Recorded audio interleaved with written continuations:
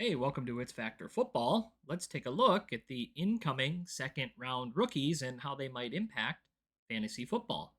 Starting with wide receiver Deshaun Stribling, San Francisco 49ers. Stribling enters the NFL as a height, weight, speed prospect and will have competition in the form of Mike Evans and Ricky Pearsall, who I still have high hopes for. In redraft leagues, I'm not drafting Stribling this year. Next, we have wide receiver Denzel Boston, Cleveland Browns. I like Boston as a prospect, but he goes into a bad situation. I'm not drafting him either. Wide receiver, Gurmy Bernard, Pittsburgh Steelers.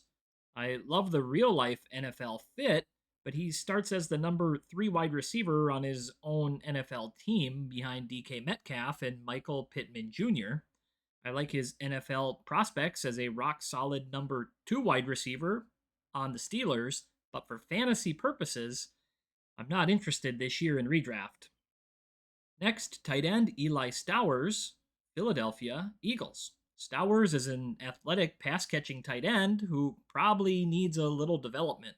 He finds himself behind Dallas Goddard and on a run first team. He will be a name to know in 2027. Tight end Nate Borkacher.